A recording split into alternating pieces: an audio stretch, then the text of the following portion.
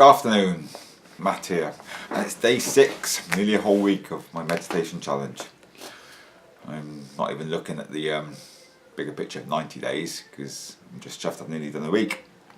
Anyway, this morning's meditation, I think it was one of the better ones. I managed to go into myself a lot better without having all these internal thoughts going on in my head. Still there, but it took me a while before I realised that I was thinking about loads of stuff. I've got a busy weekend coming up, and it's just like, definitely when you first wake up, your mind's going all over the place.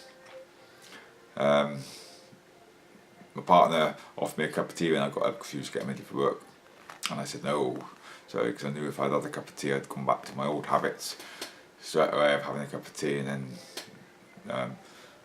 my mind would be thinking too much about what's going on in the day. So it was quite hard this morning to get there, but I'm staying motivated, staying positive. So far the week's bringing up lots of things. I had a good chat this morning with my mentor or coach, martial arts coach.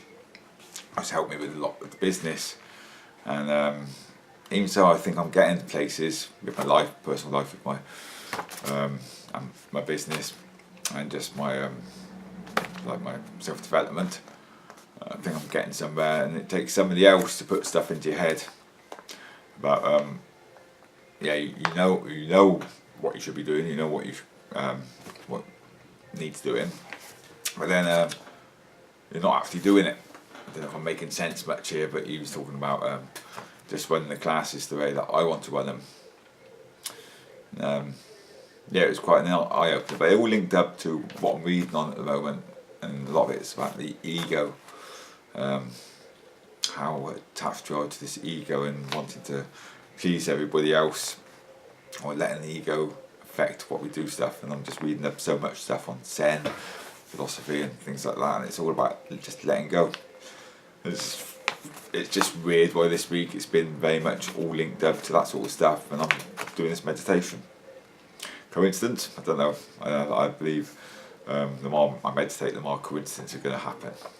It's a bit like an old saying that I know in martial arts. It's it can be related to anything. The better I get, the more luckier I get, and it's true. You create your own luck, I believe. And I've just been, also what I was going to talk about a little bit was an audio that I've been listening to today, and that which all links up, another coincidence here, just about somebody, a nurse did a study quite a while ago. She worked in some sort of care setting where people were going to die basically, and they only had like a few months to live, that sort of environment. And she wrote a book about or stories about 5 top things that people regret when they die. And it's also related, and it just does make you think. I'll stop wobbling on this chair. And the first one, again, we've just written down so I don't forget, because definitely I'm speaking ad lib like this, I'll probably forget them. Number 5, and then we're going to have a countdown from 5 to 1. So let's get that Top of the Pops music going. If you remember Top of the Pops, that is. Anyway, I wish I had let myself be happier. That's the number 5. Okay, and just that relates so much to what I realised a few years ago when I started studying NLP. That happiness is a choice. Most people don't actually realise that, and it's not until you start to realise that when you're feeling pissed off. Okay, it is a choice. An example from my own life. Last night, I'm not an alcoholic by the way, but it's Friday night. Me and the missus were having a glass of wine, and the dog was just up at the settee, and he was just being a twat basically, trying to bite us. Push him down, but he managed to spill my partner's glass, and it knocked all over my trousers and everything, and then all over the settee. We weren't pissed, honestly. Put me in a bit of a sulky mood, if you like. When I went upstairs to get my PJs on, and I could have stayed in that sulky mood. But when you realise that it's a choice if I want to stay in that sulky mood. You think it's not because you've got these emotions going, a little bit of wine down my trousers. Just went up and got on my PJs, came back down okay. That was a very bad example, by the way, but we all know definitely men out there, I imagine, and women, they sulk as well. When you get into that shit mood, pissed off mood, you're having a bad day, it is a choice to be happy. Okay, and I'm talking about somebody who's suffered from depression for a long time. Okay, and I often say depression is a very self-pitying condition, if you like. Yes, I know it's to do with your chemicals in your brain, things like that, and certain people find it harder and suffer through depression a lot more than some. Okay, but it's still a choice you can get out of it. Sometimes you just choose not to. I won't go into that too much. I mean, number 4 is I wish I had stayed in touch with my friends. This is something that I'm quite fortunate about, really, is the fact that a lot of my friends had to do my work, a lot of people I get involved with. I've got a lot of friends who I teach, and they have become friends, and that's the people that I hang around with nowadays. I still do have a few friends from the outside, from my past, which I do try to stay in touch with, but I'm not that great at it. Good job, Facebook's made things a lot easier, I must admit. But yeah, it just goes to show really that friendship is important, definitely when you get on your deathbed. Okay, nobody wants to be lonely, and that's probably when you get that old, I imagine, that's when you realise that you should have kept in contact with your friends. Number 3 is I wish I had the courage to express my feelings. Okay, this is something I've struggled with for a long time, and I still do, definitely with my family and things like that. I'm working on it all the time, but really, why should we have to work at it? Okay, if you put yourself on your deathbed, just because you fear showing your true self and your emotions and feelings, when you're on your deathbed, it doesn't really matter, does it? So I don't want to get to my age when I'm almost past it. I wish I'd express my feelings, and this is something I'm constantly aware of, because as we grow older, it gets harder. You get so stuck in your ways, your comfort zone. This is the way I am. That's bollocks. I don't believe this is the way I am at all. Okay, it's just the way we've learned to be. Okay, from experiences in our life and things like that. So that was number 3. Number 2, I wish I hadn't have worked so hard. Blimey, that's a big one for me. Okay, I'm working my bollocks off all the time at the moment, but I am working. Also, I'm working at creating more freedom in my life. Okay, because it's important. Don't take yourself so seriously. I would have been my regrets. I said I'm not on my deathbed, but I would have thought that would have been up there, to be honest. It was the same sort of thing. Okay, I'm lucky that I've got a job that I enjoy, and it's different, it's varied. But there's so many people out there that work so hard. There's nothing on here that's about money. I wish I had more money.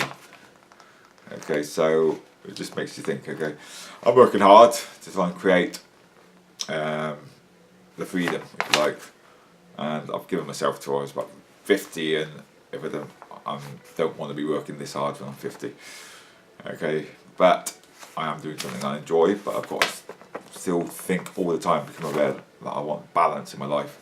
I want, just because I'm working hard, and my girlfriend's part of my job, if you like, she trains with me, helps out with me, I still want to make time for things like that.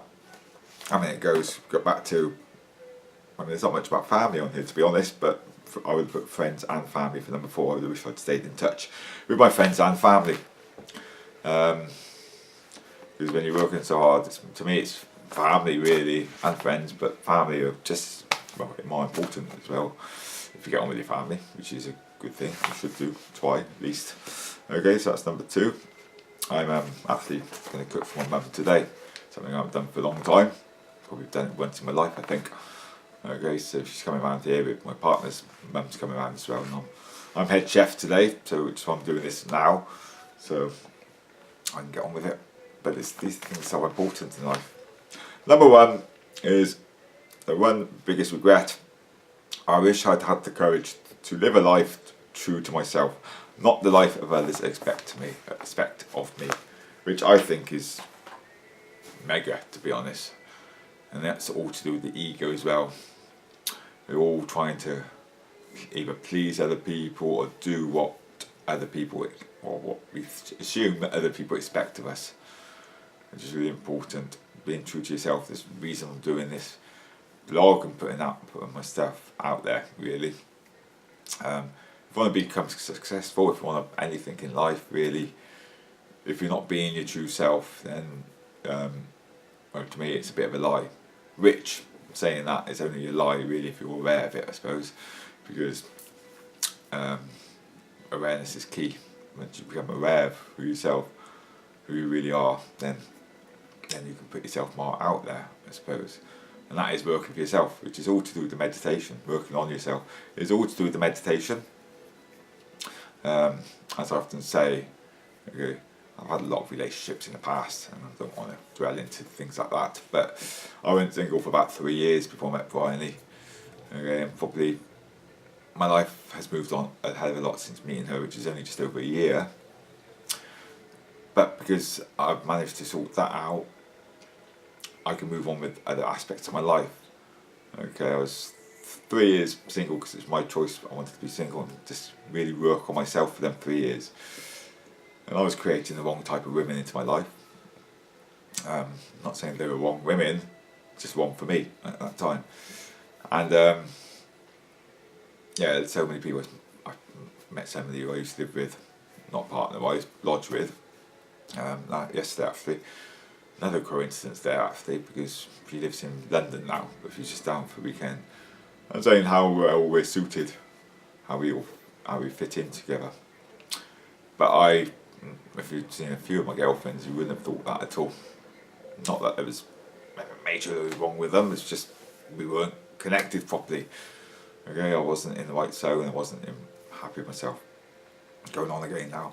Anyway, it's quite a long vlog. Coming up to 13 minutes, we're 12.5 minutes.